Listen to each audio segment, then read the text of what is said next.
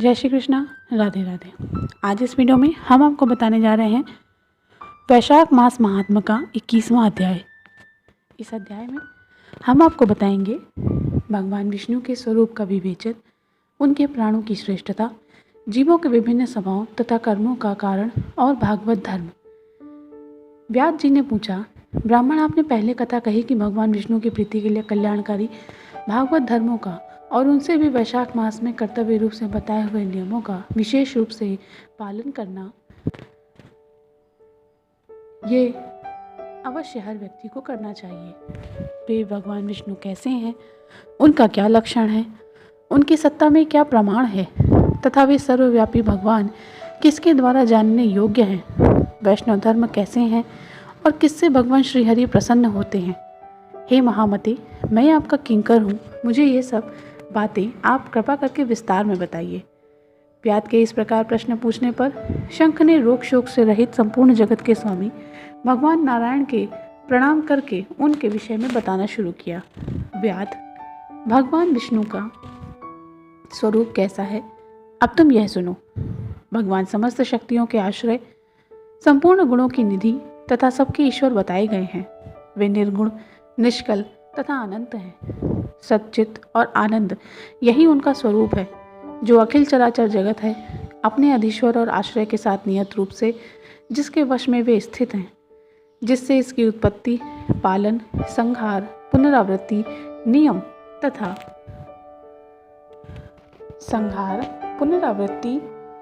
नियमन आदि होते हैं।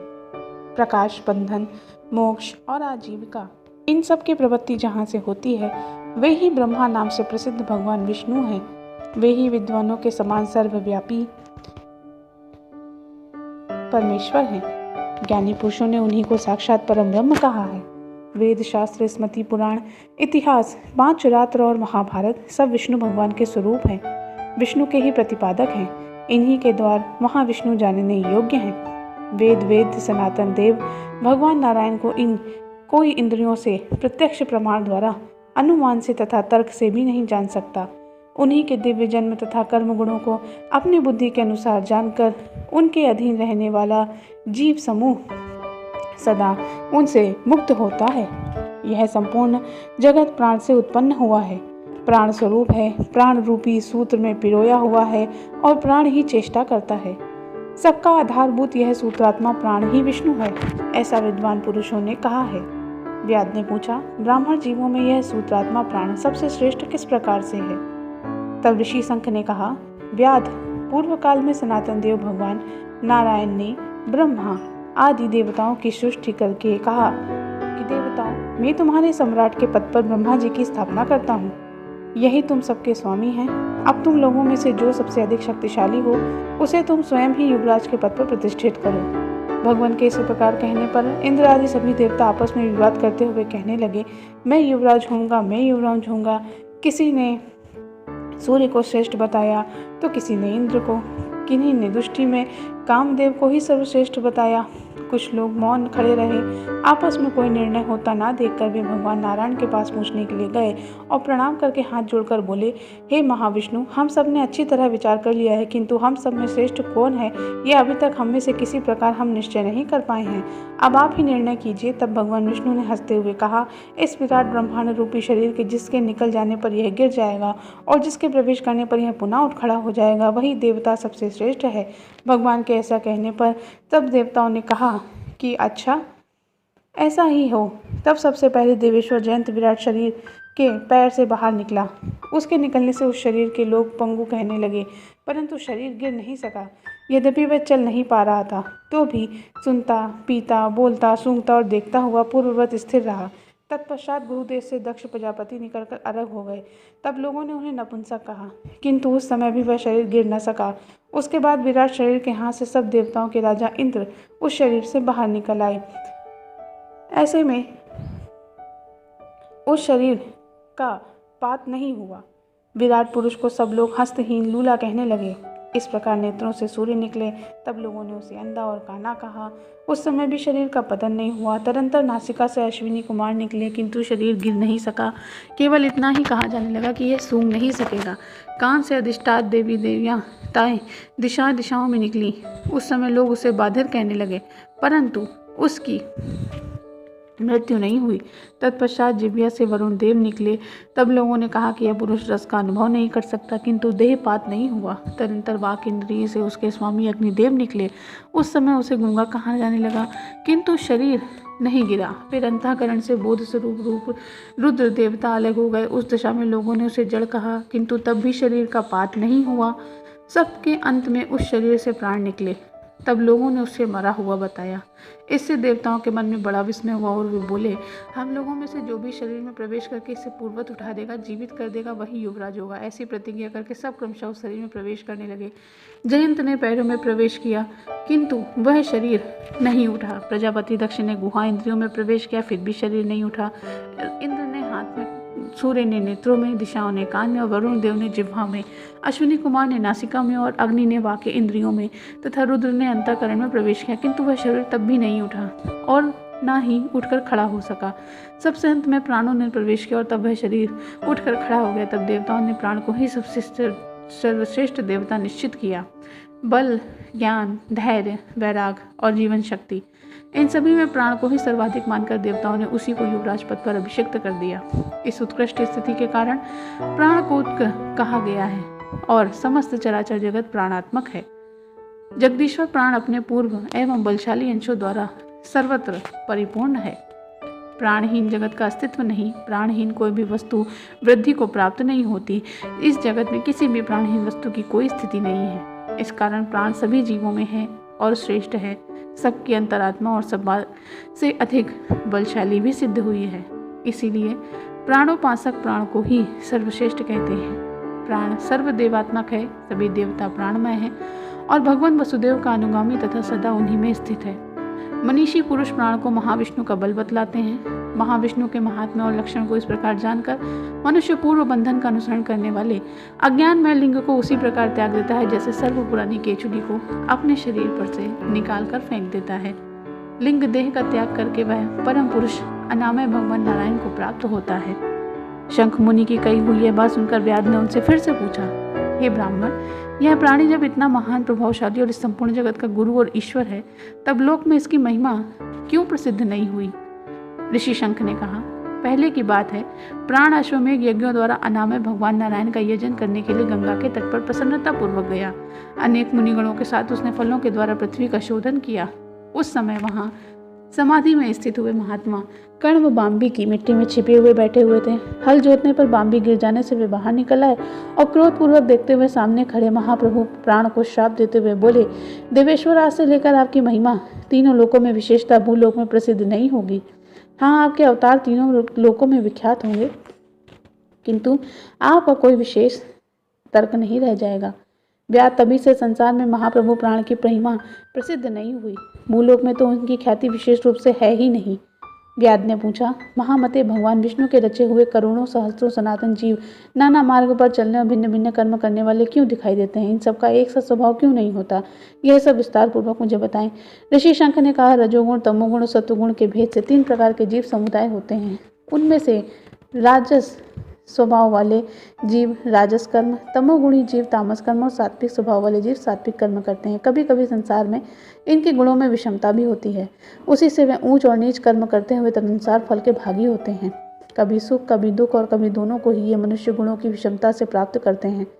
प्रकृति में स्थित होने पर जीव इन तीनों गुणों से बंधते हैं और गुण और कर्मों के अनुसार उनके कर्मों का भिन्न भिन्न फल होता है। ये जीव फिर गुणों के अनुसार ही प्रकृति को प्राप्त होते हैं। प्रकृति में स्थित प्राकृतिक गुण और कर्म से व्याप्त होकर प्राकृतिक गति को प्राप्त करते हैं। तमोगुणी जीव तामसी वृत्ति से ही जीवन निर्वाह करते हैं और सदा महान दुख में डूबे रहते हैं। उनमें दया नहीं होती, वे बहुत क्रूर होते हैं और लोक में सदा द्वेष से ही उनका जीवन चलता है। राक्षस और पिशाच आदि तमोगुणी जीव हैं जो तामसी गति को प्राप्त होते हैं। राजसी लोगों की बुद्धि मिश्रित होती है और वे पुण्य तथा पाप दोनों ही कर्म करते हैं। पुण्य से स्वर्ग पाते हैं, पाप से यातना को भोगते हैं। इसी कारण ये मंदभागे पुरुष बार बार संसार में आते जाते रहते हैं। जो सात्विक स्वभाव से मनुष्य हैं वे धर्मशील, दयालु, श्रद्धालु, दूसरों को दोष ना देखने वाले हैं और सात्विक वृत्ति से जीवन निर्वाह करने वाले होते हैं। इसलिए भिन्न भिन्न कर्म करने वाले जीवों के एक दूसरे से पृथक होने के अनेक प्रकार के भाव हैं। उनके गुण तथा कर्म के अनुसार महाप्रभु विष्णु अपने स्वरूप की प्राप्ति कराने के लिए उनसे कर्मों का अनुष्ठान करवाते हैं। भगवान विष्णु पूर्ण काम है और उनमें विषमता और निर्दयता आदि दोष नहीं। वे संभाव से सृष्टि, पालन और संहार करते हैं। सब जीव अपने गुण से ही कर्मफल के भागी होते हैं। जैसे माली बगीचे में लगे हुए सभी वृक्षों को समान रूप से सींचता है, एक ही कुएं से जल से सभी वृक्षों को पालता है और तथापि वे पृथक पृथक स्वभाव वाले होते हैं। बगीचा लगाने वाले में किसी प्रकार की विषमता या निर्दयता का दोष नहीं होता। देवादिदेव भगवान विष्णु का एक निमेष ब्रह्मा जी के एक कल्प के समान माना गया है।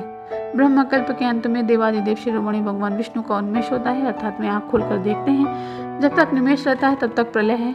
निमेष के अंत में भगवान अपने उदर में स्थित संपूर्ण लोगों की सृष्टि करने की इच्छा करते हैं और सृष्टि की इच्छा होने पर भगवान अपने उदर में स्थित अनेक प्रकार के जीव समूहों को देखते हैं। उनकी कुक्षी में रहते हुए भी संपूर्ण जीव उनके ध्यान में स्थित होते हैं, अर्थात कौन जीव कहाँ किस रूप में है उनकी स्मृति भगवान को हमेशा बनी रहती है। भगवान चतुर्व्यूह स्वरूप हैं और वे उन्मेष काल के प्रथम भाग में ही चतुर्व्यूह रूप में प्रकट होकर व्यूहगामी वसुदेव स्वरूप के रूप से महात्माओं में से किसी के सायुज्य साधक तत्व ज्ञान तथा किसी को सारूप्य, किसी को सामीप्य, किसी को सालोक्य प्रदान करते हैं। फिर अनिरुद्ध मूर्ति के वश में स्थित हुए संपूर्ण लोगों को वो देखते हैं, देखकर उन्हें प्रद्युम्न मूर्ति के वश में देते हैं और सृष्टि काल का संकल्प करते हैं। भगवान श्री हरि ने पूर्ण गुण वाले वसुदेव आदि 4 व्यूहों के द्वारा क्रमशः माला, जया, कृति और शांति को स्वयं स्वीकार किया है। उनसे संयुक्त चतुर्व्यूहात्मक महाविष्णु ने पूर्ण काम होकर भी भिन्न भिन्न कर्म और वासना करने वाले लोगों की सृष्टि करी है। उन्मेष कालकांत होने पर भी भगवान विष्णु पुनः योग माया का आश्रय लेकर व्यूहगामी संकर्षण स्वरूप से इस चराचर जगत का संहार करते हैं। इस प्रकार महात्मा विष्णु का यह सब चिंतन करने योग्य कार्य बतलाया गया है, जो ब्रह्मा आदि से योग से संपन्न पुरुषों के लिए भी अचिंत्य और दुर्भाव्य है। व्याध ने पूछा, मुने भागवत धर्म कौन कौन से हैं और उनके किनके द्वारा भगवान विष्णु प्रसन्न होते हैं? तब ऋषि शंख ने बताया कि जिससे अंतःकरण की शुद्धि होती है, जो साधु पुरुषों का उपकार करने वाला तथा जिसकी किसी ने भी निंदा नहीं की है, उसे तुम सात्विक धर्म समझो। वेदों और स्मृतियों में बताए हुए धर्म का यही निष्काम भाव से पालन किया जाए और वह लोक के विरुद्ध ना हो तो उसे भी सात्विक धर्म जानना चाहिए। वर्ण और आश्रम विभाग के अनुसार जो 4 प्रकार के धर्म हैं वे सभी नित्य, नैमित्तिक और काम में भेद से 3 प्रकार के माने गए। वे सभी अपने अपने वर्ण तथा आश्रम के धर्म जब भगवान विष्णु को समर्पित कर दिए जाते हैं तब उन्हें सात्विक धर्म जानना चाहिए। वे सात्विक धर्म ही मंगलमय भागवत धर्म है। अन्याय देवताओं के प्रति के लिए समकाम भाव से किए जाने वाले धर्म राजस माने गए हैं। यक्ष, राक्षस, पिशाच आदि के उद्देश्य से किए जाने वाले लोक निष्ठुर, हिंसात्मक, निंदित कर्मों को तामस धर्म कहा गया है।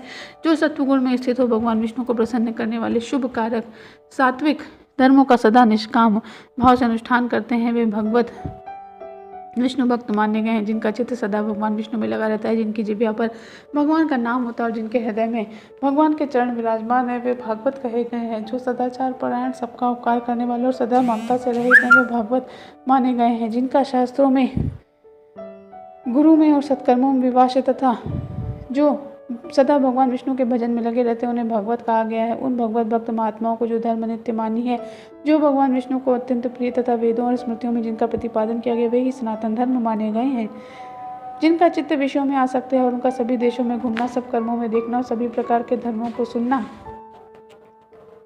कुछ भी लाभकारक नहीं। साधु पुरुषों का मन साधु महात्माओं के दर्शन से पिघल जाता है। निष्काम पुरुषों द्वारा श्रद्धापूर्वक जिसका सेवन किया जाता है तथा जो भगवान विष्णु को सदा ही प्रिय होता है, भागवत धर्म माना गया है। भगवान विष्णु ने क्षीर सागर में सबके हित की कामना से भगवती लक्ष्मी जी को दही निकले हुए मक्खन की भांति सब शास्त्रों के सारभूत वैशाख धर्म का उपदेश किया। जो दम्भ रहित होकर वैशाख मास के व्रत का अनुष्ठान करता है, वह सब पापों से रहित हो सूर्यमंडल को भेद कर भगवान विष्णु के योगी दुर्लभ परम धाम में जाता है। इस प्रकार द्विज श्रेष्ठ शंख के द्वारा भगवान विष्णु के प्रिय वैशाख मास के धर्मों का वर्णन होते समय वह 5 शाखाओं वाला वृक्ष वहां तुरंत ही भूमि पर गिर पड़ा। उसमें खोखले में एक विकराल अजगर रहता था। वह भी पाप योनिमय शरीर को त्याग कर तत्काल दिव्य स्वरूप हो मस्तक झुका शंख के सामने हाथ जोड़कर खड़ा हो गया।